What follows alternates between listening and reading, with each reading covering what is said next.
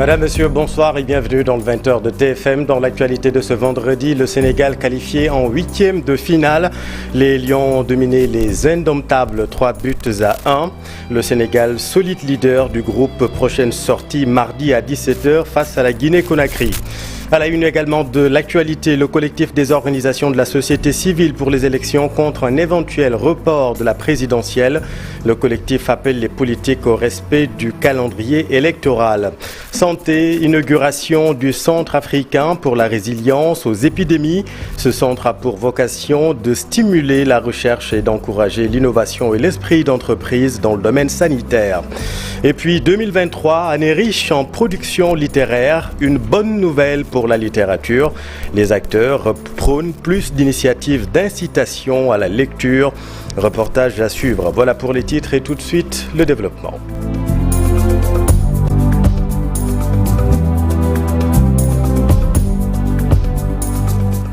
Rendez-vous en huitième de finale avec nous sur ce plateau. Talla Fall, bonsoir Talla. Bonsoir Chérif. La copie n'est pas parfaite, mais l'essentiel, ce sont les 3 points et la qualif au bout. Tout à fait, on a eu à voir un beau match.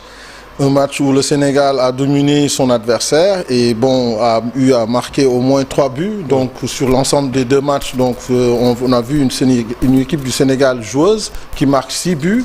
Donc de ce côté-là, maintenant il va falloir corriger certains domaines où on a eu à pêcher et ça c'est normal, c'est le foot, donc il n'y a rien qui est parfait, on peut toujours s'améliorer et je pense que le Sénégal est au rendez-vous aujourd'hui.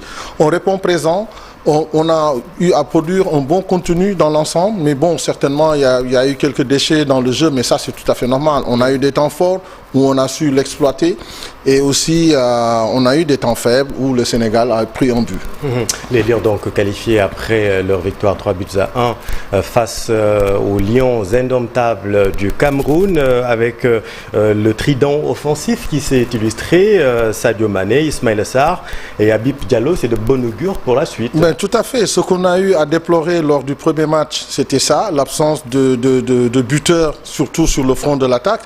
On a vu des milieux de terrain qui marquaient, en l'occurrence Lamine Camara. Aujourd'hui, on a eu toute la ligne d'attaque qui a marqué, c'est-à-dire Ismaïla, Habib, Sadio ont tous répondu présent. Et en plus de ça, et Ismaïla qui marque et qui fait une passe décisive, donc ça prouve quelque part qu'au moins il commence à prendre confiance en lui-même et à retrouver ses repères. Parce que c'est un garçon sur lequel on peut s'appuyer, parce qu'il a d'énormes qualités. Oui. Et ça aussi pour Habib qui retrouve la confiance en marquant un but, Sadio Mané dont on attend qui démarre sa CAN et aujourd'hui il le fait de fort belle manière en s'imposant, en prenant des initiatives et puis au bout marquer un but. En tout cas ici au Sénégal, à Dakar, on a entendu ces klaxons après la victoire. Le 12e Gaindé était encore au rendez-vous. Reportage à la fan zone de la Corniche avec Maïmouna Djaï.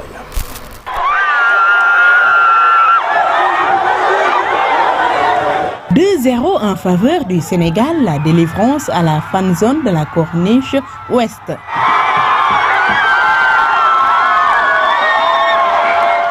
Les Lions du Sénégal laissent faire, le Cameroun saisit l'occasion et marque un but. L'ambiance change. La passe décisive. 2-1, la défense sénégalaise ne rassure plus. Finalement, au temps additionnel, Sadio Mané s'impose. Score final, 3 buts pour le Sénégal, 1 pour le Cameroun. Tout le monde est content. Le match il était excellent, il y a de l'ambiance, vous voyez ici, il y a tout le monde ici. Et franchement, on ne peut pas demander plus que ça, quoi.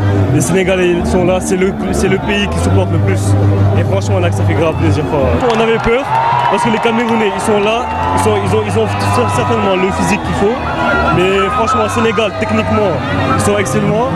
En attaque, en milieu, franchement, il n'y a rien à dire, quoi. Honnêtement, ouais, je suis très contente. C'était un très grand match. Honnêtement, on a bien joué, on s'est bien battu. On a encore une fois prouvé qu'on était des lions et que Coupignon qu'on va remonter. Le match ça a aidé, et aussi on est très content parce que le Sénégal a très bien joué. Voilà, on est content. Pour ce match, comme tu l'as dit, le défense il faut revoir parce que on a un problème lors des relances. contre les équipes adversaires. Il faut revoir, oui. Prochain match, les Lions de la Teranga affrontent la Guinée. Les 12e Gaïndé avertissent.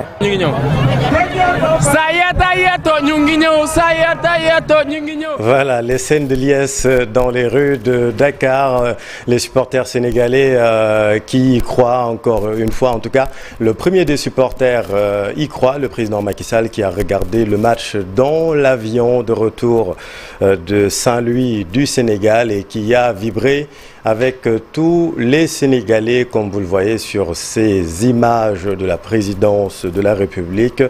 Le président Macky Sall qui a sauté presque, on peut le dire, de joie, comme tout le monde, qui a sauté de joie après le deuxième but de Habib Diallo sur un centre de Ismaïla Sarr. Et puis le troisième but marqué par l'inévitable Niancho Sadio Mané, voilà l'équipe présidentielle dans l'avion présidentiel avec le président Macky Sall suivant cette ambiance.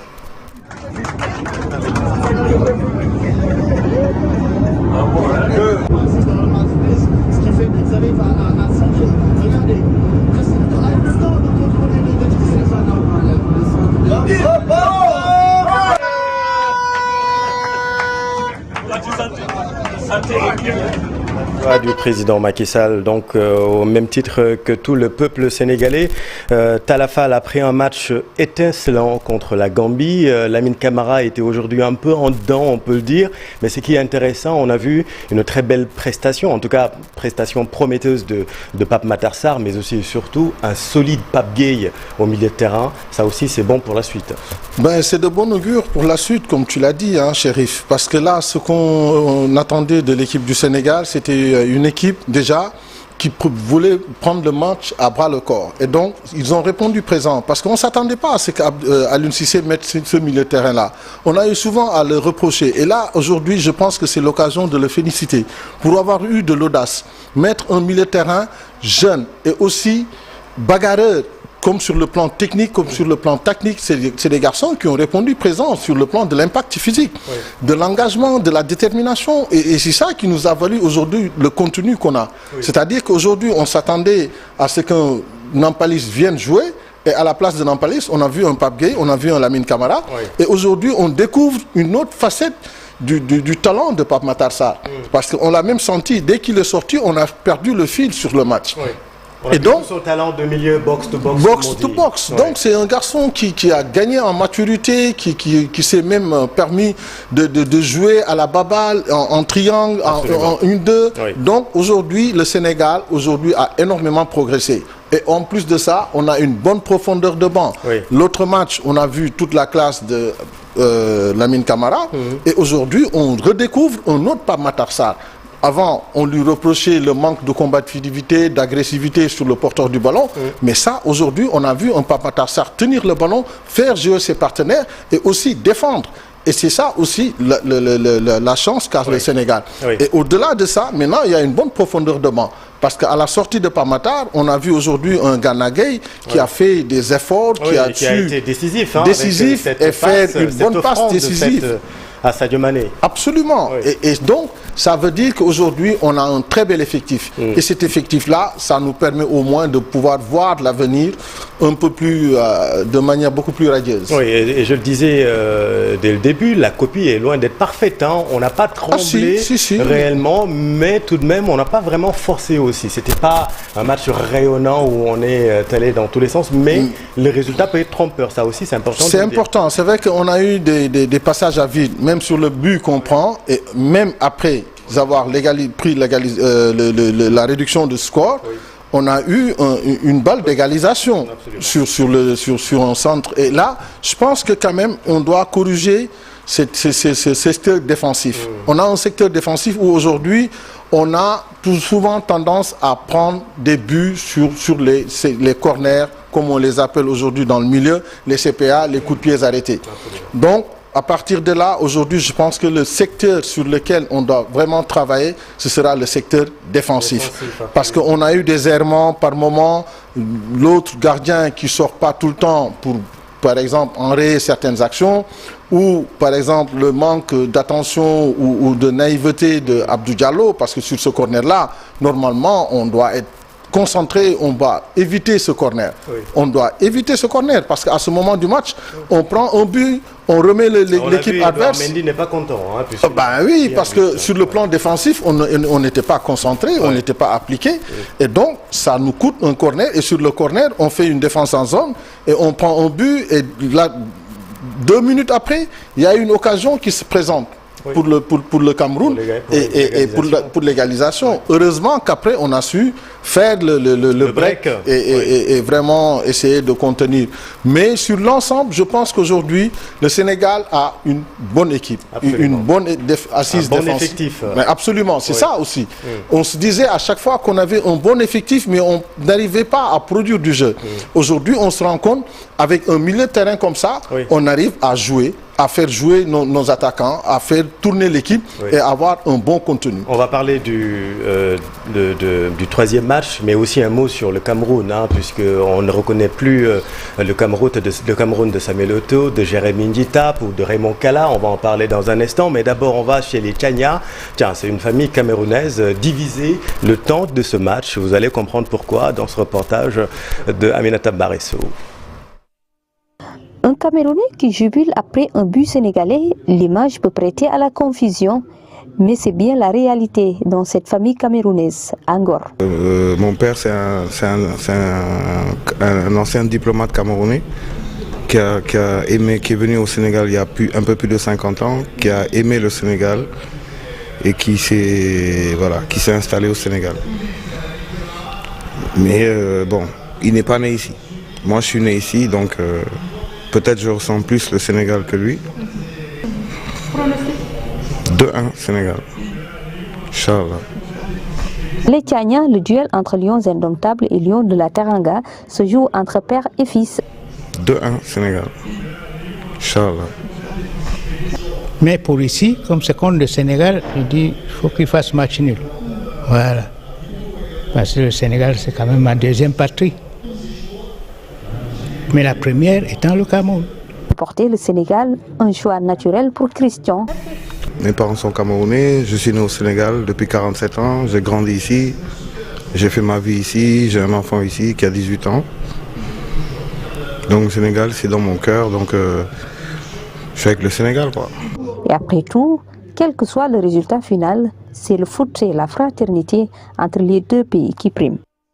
C'est la fraternité qui prime, Aminata Baresso, entre nos frères camerounais. Il leur reste un match pour se qualifier. Hein. Ce sera contre nos frères aussi de la Gambie. Ça va être difficile. C'est pas gagné quand même hein, pour le Cameroun. Du tout, Chérif, parce que là, la Guinée va jouer contre la Gambie. Donc sur ce match-là, il va se jouer aussi à la qualif comme l'élimination d'une des deux équipes. Et puis après, un troisième match à l'horizon. Maintenant, ce qu'il y a, c'est que dans ce groupe-là, il y a le Sénégal qui est déjà qualifié avec 6 points en 2 matchs. Et donc, on va faire tourner l'équipe. Mais le Cameroun, je veux dire qu'aujourd'hui, en football, il y a un nivellement par le haut.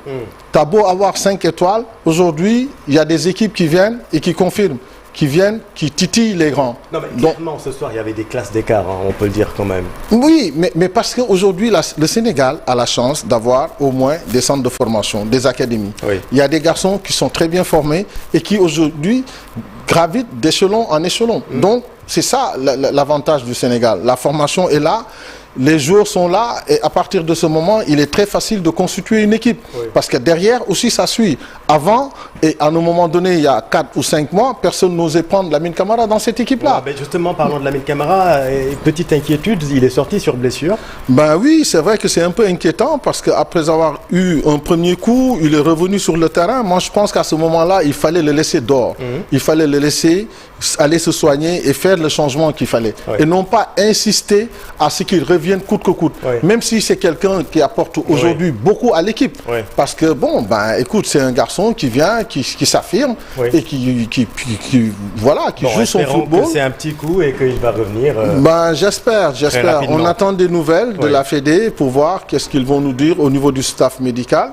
Et aussi Habib Diallo aussi qui est sorti sur blessure. Mais donc, je reviens sur le Cameroun qui a fait match nul encore une fois contre la Guinée et qui l'a échappé belle puisque la Guinée a joué, rappelez-vous, à 10 contre le Cameroun. Donc le Cameroun qui est à 1 point pour le moment. Que vaut réellement cette équipe? Comme je l'ai dit tout à l'heure, aujourd'hui on ne peut plus vivre que des étoiles sur un maillot. Oui. Donc le football a évolué. Donc il y a des équipes qui se préparent, qui forment des joueurs. C'est aujourd'hui le cas du Sénégal. Aujourd'hui il y a un écart entre les deux équipes, quoi qu'on puisse dire. Ils sont guerriers, ils sont combattants, ils sont tout ce qu'ils veulent. Mais en termes de contenu, de jeu, tout ce qu'on propose nous est beaucoup plus fluide et beaucoup plus réfléchi que ce qu'ils font. Et je pense que c'est le cap qu'ils doivent au moins franchir. Ils ont besoin d'avoir des centres, ils ont besoin de former. Génération. Mais absolument, c'est la relève. Et il faut avoir aussi le courage de pouvoir faire les greffes qu'il faut. Aujourd'hui, le Sénégal a eu la chance de pouvoir faire les greffes à un moment donné. Ouais. Quand tu prends un milieu de terrain tout jeune où la moyenne d'âge c'est 20 ans. Entre Pape Matar, Lamine Camara et Pape Gueye, c'est tout bénéf pour l'équipe du Sénégal. Parce qu'avant, on avait quoi? On avait Cheikhou Kouyaté, Ghana et qui d'autre? Voilà. Mais c'est aussi important. Mais cette transition-là, il faut oser aussi la faire parce qu'il y a de la qualité. Et aujourd'hui, je pense que le Cameroun, ils doivent s'asseoir, réfléchir encore comme quoi le football aujourd'hui n'est plus la panacée de n'importe quel pays. Donc ça n'appartient plus à personne. Chacun peut avoir une bonne équipe à condition, par exemple, d'avoir une bonne formation et d'avoir vraiment des dirigeants capables de tirer le foot vers le haut. Bon, ce n'est pas fini. Le Cameroun qui va rencontrer donc la Gambie et la Gambie qui affronte en ce moment même nos amis guinéens. Tiens, les Guinéens que nous allons rencontrer donc pour ce 3e match, comment l'aborder? Comment dire, il faudra assurer la première place. De toute façon, c'est déjà assuré. Donc, on a 6 points. Donc, quel que soit Alpha, nous, avec un nul, au moins, on continue à dérouler, quoi, en étant premier dans ce groupe-là. Si la Guinée gagne contre la Gambie et gagne contre nous, elle sera première. Gagner contre le Sénégal, ce n'est plus donné à n'importe qui. Aujourd'hui, on a des garçons qui sont prêts, qui sont motivés et qui veulent vraiment défendre leur titre de champion d'Afrique contre Becs et Ongles, et ça je pense qu'ils vont le faire parce qu'ils en sont conscients. Ils savent quand même que voilà, ils ont l'équipe qu'il faut, et battre le Sénégal ce ne sera pas donné à n'importe qui, parce qu'en termes de contenu, en termes de gestion, aujourd'hui on sent même le sélectionneur gérer son groupe. Oui. Et ça c'est important. Donc pas d'inquiétude contre la Guinée? Non, je pense qu'il va même faire tourner, et là dans cette équipe là chacun peut jouer. Aujourd'hui, on a vu un Jacobs quand il est rentré, il avait envie de montrer qu'il était là parce que Habib marque. Et c'est ça stimule la concurrence. C'est bon dans un groupe. Chacun ne se sent plus titulaire à 100%. À un moment donné, si tu passes à côté, tu dois céder la place à quelqu'un d'autre qui doit venir faire le job. Merci beaucoup, Talafal. Merci à toi. En tout cas, je ne sais pas vous, mais moi, le Nigeria et la Guinée me font peur. Mais de toute façon, on a l'effectif, Chérif. Ne t'inquiète pas pour ça. Vous aurez l'occasion d'en reparler tout à l'heure. Avec toute la belle équipe autour de Cheikh Tidiane Diao. Vous avez vos maillots, vos tenues. Moi, j'en ai pas encore. Ça, il faut en parler à Cheikh Tidiane. C'est lui qui l'a déliché. Je vais faire la réclamation après. Tafa Création. Il n'y a pas de souci. La pub est passée, il n'y a pas de problème. Alors, en tout cas, les maillots se vendent désormais comme de petits pains, puisque tout le monde pense que le Sénégal va aller au bout, décrocher cette 2e étoile. Vous allez le voir dans ce reportage, l'achat de maillots se porte bien. Reportage Habib Faye. Les boutiques de vente d'équipements sportifs sont prises d'assaut par les clients. Chacun essaie de trouver son maillot à bon prix. Il y a de la qualité, quoi. C'est ça qui est important. Et la victoire, bien sûr, pour ce soir. Chaque supporter doit venir acheter un maillot pour pousser l'équipe à la victoire. La CAN est une aubaine pour les vendeurs qui doublent leur chiffre d'affaires. Nous confectionnons aussi des Lacoste. En plus, il y a aussi des loisirs de l'équipe qui sont disponibles dans la boutique. Actuellement, la vente se déroule bien. C'est vrai qu'il y a un rush lors des jours de match de l'équipe nationale du Sénégal, mais ça va, alhamdulillah. Les prix sont abordables. Ce qu'on vendait à 10 000 francs sont maintenant à 8 000. Les prix des gadgets a aussi baissé. Les revendeurs aussi trouvent leur compte dans le grand rendez-vous du football africain. Pas un gros bénéfice. C'est pourquoi je propose des prix raisonnables. J'avoue que c'est un business fructueux en cette période de Cannes. Cette année, le type de maillot le plus en vogue est... Le maillot blanc, c'est le maillot le plus vendu. C'est notre 3e Cannes, je pense, en tant que vendeur de maillots, j'avais d'équipements sportifs. Et alhamdulillah, on gère bien la situation. Même si certains spéculent, d'autres ont décidé de ne pas augmenter les prix des maillots. Les prix resteront les mêmes. Je pense que maintenant nous sommes habitués à vendre les maillots lors des compétitions. Et nous avons un stock suffisant pour toute la durée de la compétition. Le marché est inondé de maillots de l'équipe nationale du Sénégal. Chaque supporter veut avoir son équipement pour soutenir Sadio Mané et les siens. Merci Habib. Et voilà ce que nous pouvons dire sur la victoire des Lions ce soir. L'autre grand titre de cette édition, le collectif des organisations de la société civile pour les élections contre toute idée de report de la présidentielle. Les acteurs de la société civile demandent aux acteurs politiques de respecter tout simplement le calendrier électoral. Voilà tout cela avec Alassane Ba. La société civile sénégalaise refuse toute idée de report de la présidentielle du 25 février 2024. Pour elle, le plus important, c'est de faire en sorte de trouver un consensus fort entre les différents acteurs. Nous allons tout faire pour qu'un consensus fort soit trouvé entre les différents acteurs et pour éviter toute forme de violence. Nous y sommes et nous invitons les acteurs politiques à s'asseoir et à dialoguer pour trouver des solutions aux différents problèmes. Il le faut, mais tout cela doit se faire avec un respect strict du calendrier électoral. Cet atelier organisé à l'endroit des acteurs de la presse a un double objectif. D'abord, leur rappeler le contexte assez tendu marqué par une rupture du dialogue et de la confiance entre acteurs politiques. Ensuite, leur responsabilité par rapport au traitement de l'information. La bonne gestion exige également la responsabilité. Il y a des choses qu'on peut dire, des choses qu'on peut montrer, des choses qu'il ne faut pas dire, qu'il ne faut pas montrer, pour préserver la stabilité sociale, la paix sociale. Une mauvaise information, une fake news peut tout de suite entraîner des troubles, des violences et nous mettre en difficulté. La campagne électorale, c'est un moment souvent propice pour véhiculer les fake news. D'ailleurs, c'est pourquoi lors des événements qui ont eu lieu il y a quelques mois au Sénégal, la Convention avait initié le bulletin des reporters. C'était pour lancer la traque contre donc, les auteurs de ces fake news-là. Et nous allons même reproduire ce travail-là durant la campagne électorale avec un bulletin de reporters qui sera disponible. C'est pour lutter contre la désinformation. Nous avons également profité de cette activité pour lancer un appel à l'endroit d'abord des confrères pour beaucoup plus de responsabilité dans le traitement de l'information, à l'endroit également des autorités étatiques pour une meilleure protection des reporters durant la campagne électorale. Le collectif des organisations de la société civile pour les élections invite les acteurs politiques à renouer le fil du dialogue pour trouver un consensus. Pour ses membres, la réussite de l'élection dépend de la confiance entre les différents acteurs. Alassane, et pour voter, il faut une carte d'électeur, raison pour laquelle l'association sénégalaise des alumni organise une campagne de sensibilisation pour inciter les Sénégalais, les jeunes en particulier, à aller retirer leur carte d'électeur. Voici Pabba, il est le président de l'association, avec Fatou Bintou Conté. Caravane citoyenne non partisane de sensibilisation pour le retrait des cartes et le vote de manière pacifique. Donc on va démarrer au niveau de Dakar, notamment Guédiawaye, Pikine, Rufisque, le mardi, mercredi prochain sur Dakar, Guédiawaye, Pikine et Rufisque. Après ça, le jeudi, on sera à Kaolack. Au niveau de Kaolack, il y aura une caravane qui va passer, qui va sillonner les grands artères de la ville, là où il y a des points de chute, des points de rassemblement pour sensibiliser les populations. Ceux qui ne l'ont pas encore fait, d'aller prendre leur carte et d'aller voter de manière citoyenne. Maintenant, après ça, le samedi prochain, on serait sur Tamba.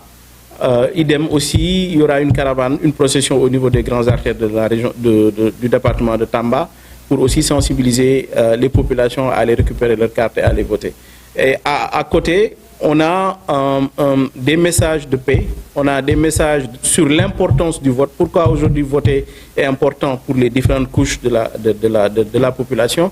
Et enfin, on a aussi le levier on a prévu de faire quelques émissions radio en langue locale, parce que aussi, peut-être que la majorité des populations, beaucoup ne parlent pas français, d'où l'importance de faire les messages de paix, de vote dans la paix en langue locale, qui seront traduits et qui seront diffusés sur nos différentes plateformes.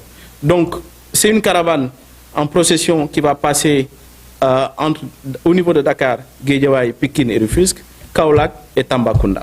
À la une également de l'actualité, l'inauguration du Centre africain pour la résilience aux épidémies.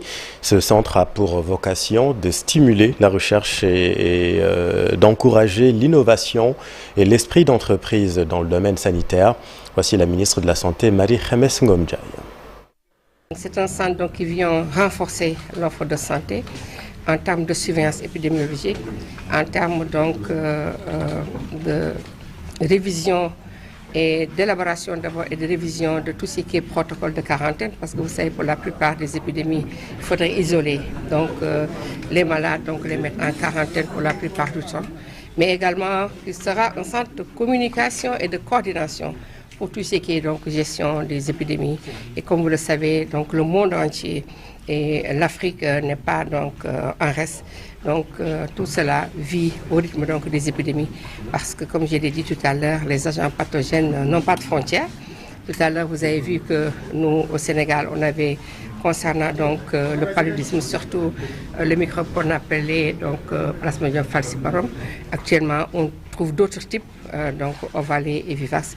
Donc c'est important qu'on ait donc ces centres donc de recherche d'une grande importance. Inauguration également d'un autre centre d'hémodialyse, cette fois une infrastructure mise en place par la ville de Dakar. Le centre a coûté près de 400 millions de francs CFA. Il compte 40 générateurs. Voyons tout cela avec Dissa Prera. C'est un centre flambant neuf avec du matériel médical de dernière technologie.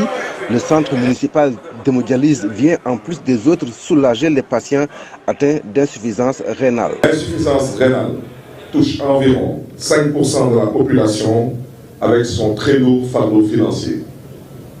Insoutenable pour les familles des patients devant procéder à plusieurs séances de dialyse par semaine. Une infrastructure entièrement financée par la ville de Dakar, d'un coût de plus de 300 millions. Il est doté de 40 générateurs et peut prendre en charge 80 malades par jour. Alors, je disais que des efforts sont faits, c'est vrai, mais il y a encore des défis. Et le principal défi actuellement du ministère, c'est l'appurement de la liste d'attente. Dans le schéma d'optimisation, et aujourd'hui, dans ce que nous avons signé la dernière fois, nous avons proposé un plan d'optimisation. Et dans ce plan d'optimisation, ce centre peut aller jusqu'à prendre 240 patients si on fait 3 branchements. Une infrastructure que les patients saluent à sa juste valeur. Nous apprécions à sa juste valeur ce centre qui est aux normes internationales et nous souhaiterions que les autres centres qui seront érigés suivent l'exemple de celui-ci, parce qu'on devrait arriver à se faire dialyser et rentrer chez soi ou aller vaquer à ses occupations. Le centre municipal d'hémodialyse de Liberté 6 va certainement aider à apurer la liste d'attente des hémodialysés. Au Sénégal, selon une étude, près de 5% de la population souffrirait d'insuffisance rénale. Dis ça, toute autre chose, des cantines déguerpies à Mamdior dans la commune de Keur Massar à Dakar. Des cantines déguerpies à la surprise générale de leurs propriétaires. Voyons tout cela avec Aminata Ba. Le regard impuissant et rempli de déception que les commerçants et artisans de Mamdior dans la commune de Keur Massar Sud ont vu leur cantine détruite avec toutes leurs marchandises cette nuit. Il nous a appelé vers 1h du matin pour nous dire que nos cantines sont en train d'être vidées. Une fois sur place, nous avons constaté que tout a été détruit. Ils ne nous ont même pas donné l'opportunité de sortir nos bagages. Et ici, chacun a payé 18 000 à la mairie de Keur Massar Sud pour obtenir une place et à la fin du mois, on donne 5 000 francs. Une opération de déguerpissement dirigée par le préfet du département de Keur Massar, Babacar Ndiaye. Les commerçants disent n'avoir pas reçu aucune sommation. Personne n'a reçu ici une sommation. Nous ne pouvons pas estimer nos pertes. C'est à hauteur de millions de francs CFA. C'est le préfet qui a initié ce déguerpissement et en plus, il n'a pas accepté de parler avec nous. Ces commerçants qui se sont installés sur le même alignement qu'Auchan Keur Massar demandent aux autorités de leur octroyer un site de recasement et de procéder à leur dédommagement. Merci Aminata. Allons maintenant à Thiès. Désormais, les producteurs d'oignons peuvent compter sur les étudiants et chercheurs de l'ENSA, l'École nationale supérieure d'agriculture de Thiès, pour l'amélioration des productions d'oignons, surtout dans le contexte du changement climatique. Explication, Charanta Diop, c'est la tire. C'est dans ce sens qu'il faut comprendre l'engagement de l'École nationale supérieure d'agriculture de Thiès pour la recherche des solutions durables. Les chercheurs et étudiants ont mis en place un programme cultiver des variétés d'oignons à cycle court. L'ENSA, c'est l'école phare en matière agricole au Sénégal, sachant l'importance et la place que nos décideurs politiques donnent à l'agriculture dans le cadre du développement économique de ce pays. La coopération néerlandaise nous a soutenus à travers 2 projets. Donc un projet qui concerne l'agriculture sous serre et un deuxième projet qui concerne la chaîne de valeur oignon, cultiver l'oignon pour le futur. Après quelques temps de mise en œuvre de ces projets-là, que Madame l'ambassadeur descende sur le terrain et voit concrètement qu'est-ce que les idées qui étaient couchées sur du papier seulement deviennent sur le terrain concrètement. L'ambassadrice des Pays-Bas au Sénégal salue cette initiative et réitère son soutien aux agriculteurs pour atteindre la souveraineté alimentaire. Ici à Thiès, avec lequel on travaille ensemble sur 2 projets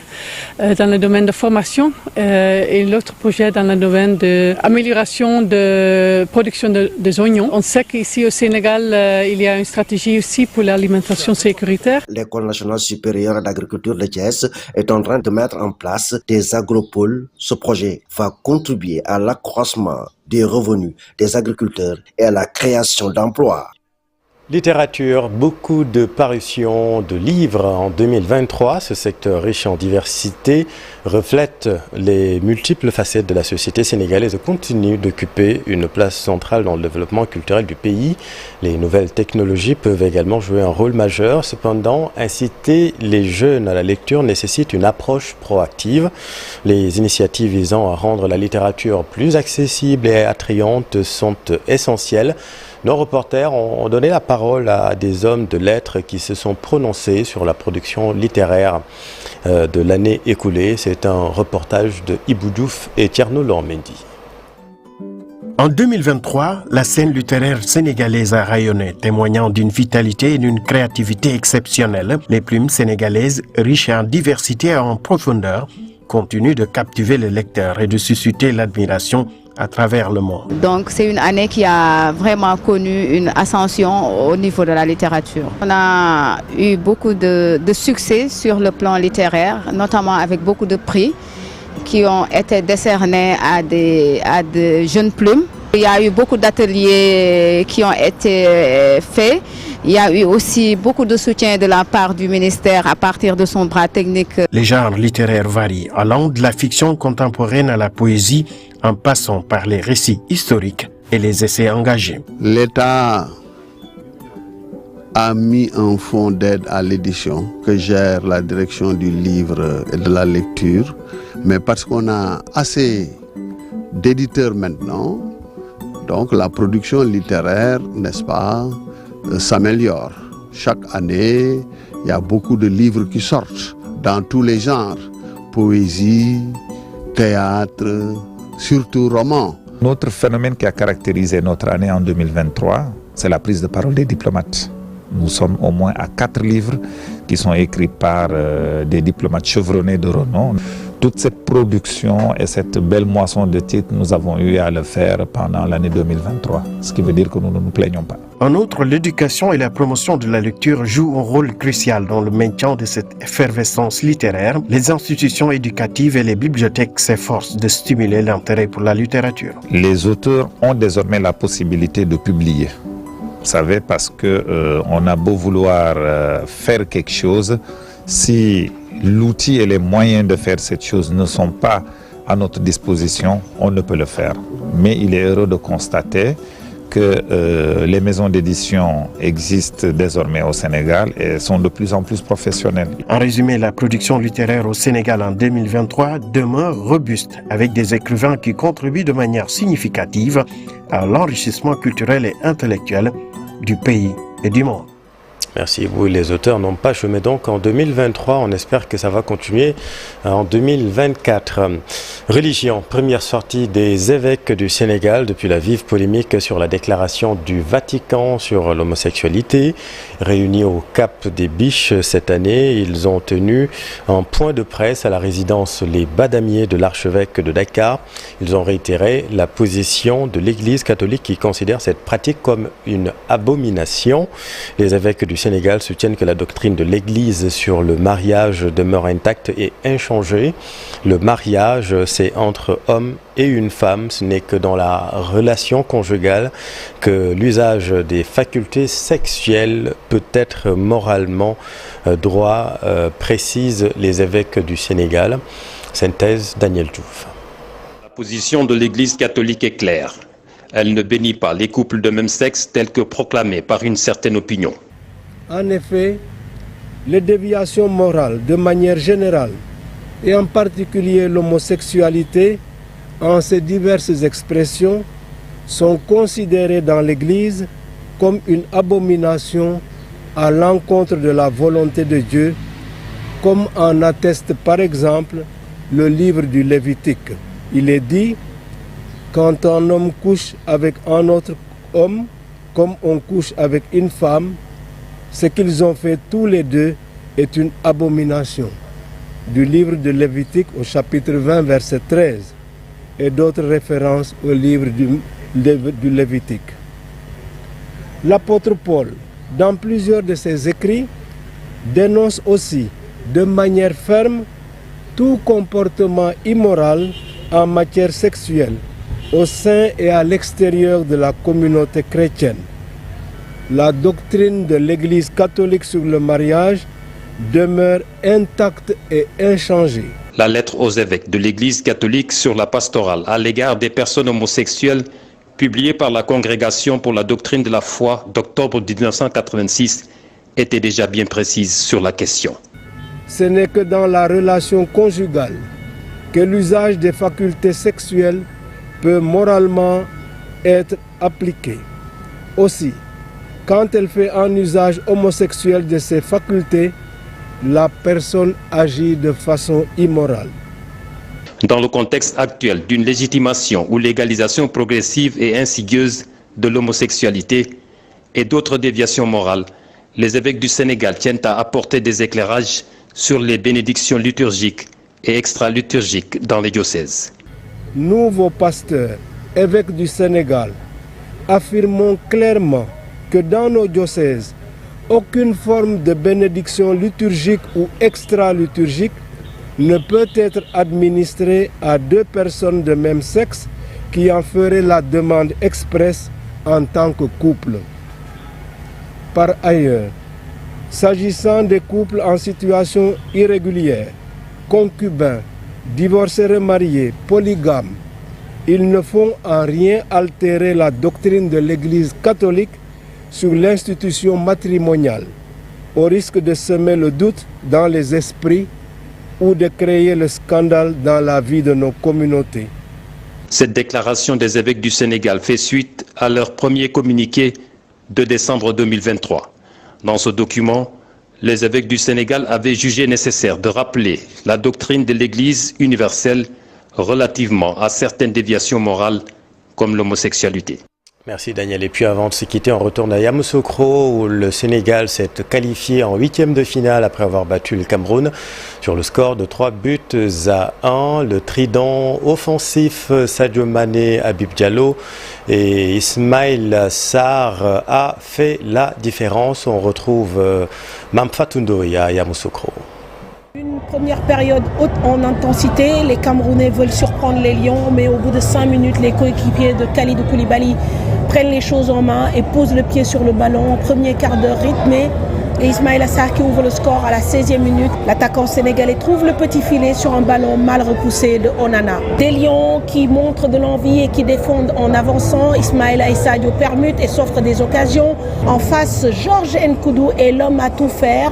Au fur et à mesure, le stade se remplit et acquis à la cause des Lions du Sénégal. En seconde période, les Camerounais, dans l'obligation de jouer, remontent leur bloc. Ils connaissent un temps fort à la 63e minute avec 3 corners de suite.